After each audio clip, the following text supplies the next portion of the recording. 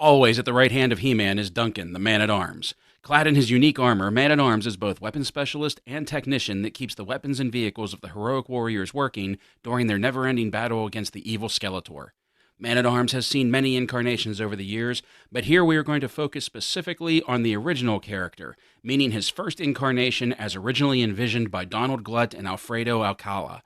Hi everyone, I'm Mac, and this is the countdown to Castle Grayskull. This is Man-at-Arms. By the power of Grayskull!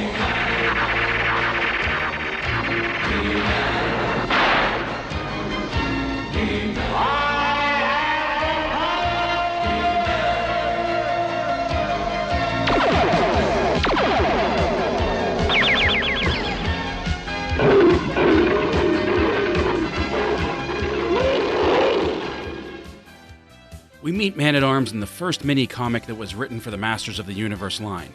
It is said that his people were masters of all weapons, and Man-at-Arms seemed to be known to the people of Eternia, though he was not yet sworn to duty to the royal family.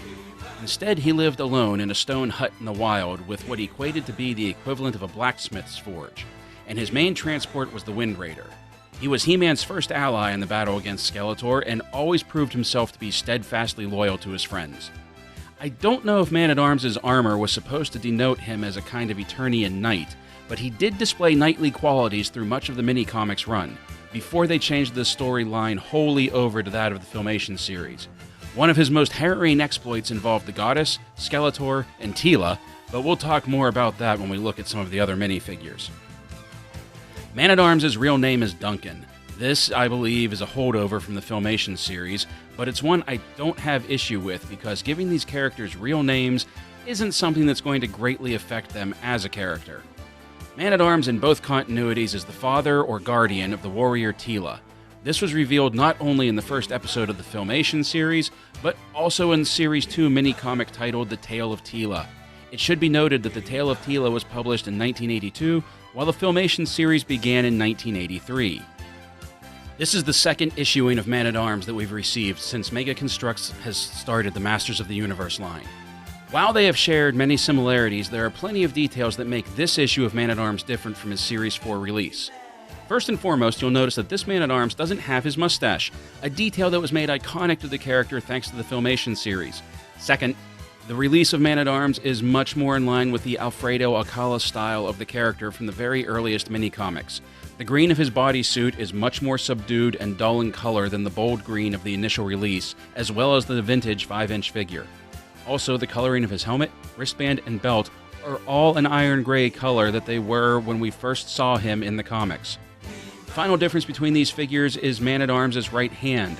In the first issue and pretty much every other issue of this character, Duncan only has armor down to his wrist. With this figure, his hand is painted the same metallic yellow as the rest of his armored arm, giving the appearance of wearing an armored gauntlet.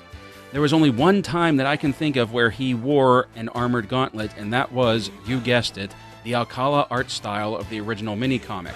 One other thing to take special notice of are the red dots on the front and back of his helmet. It may not seem like much, but these red dots actually denoted the first run of characters from the original 5-inch figures of the Mattel line. Any other issue of Man-at-Arms after that first run didn't have the red dots on the helmet. The articulation of Man-at-Arms is everything you expect from a Mega Construx minifigure, with a head swivel, torso twist, ball joints at the shoulders and hips, bicep twist, wrist twist, elbows and knees. About the only thing these things don't have are boot cuts and ankle pivot. Man-at-Arms only comes with one accessory, his signature yellow mace. I love this thing. I love the design of it. I always thought it has such a unique look. This is the only accessory Duncan comes with, but what else would you give him? A cape. You could give him a cape. In the early days of the comics, he would sometimes wear a full fur cape that matched the fur on his armor. Seriously, what does Mega Construx have against giving these guys capes? Despite having only one weapon this time around, Man-at-Arms still has the pegs on his back that act as a mini weapons rack so he can anchor certain weapons to his back, such as his mace and any other weapon that is compatible with the peg and slot system used here.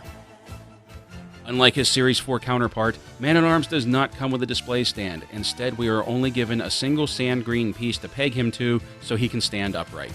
While I loved the Series 4 release of ManatArms and thought that figure was everything I wanted from the character, I can't express how much I love this Alcala-style release of the figure. While many collectors danced with glee when the retro Filmation series of Masters of the Universe figures were released, this is the version of ManatArms that I have been waiting for. Everything from the subdued green of the bodysuit, to the dulled yellow of the armor, to the golden gauntlet on his left hand. Wait a minute.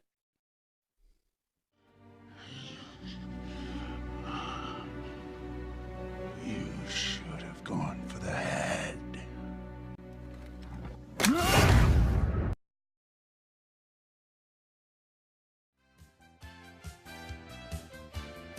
Now thank you everyone for hanging out with me and talking Masters of the Universe. There will be more videos coming down the line with the rest of the minifigures that came with Castle Grayskull, and then Castle Grayskull itself. Something I forgot to announce on my last video, that I'm on Twitter now. Follow me at BrickIntyre. There's a link in the description below to my Twitter account. Please remember to hit subscribe button and ring the bell so you'll always be alerted when I post a video. Play well everyone, and as always, thank you for watching.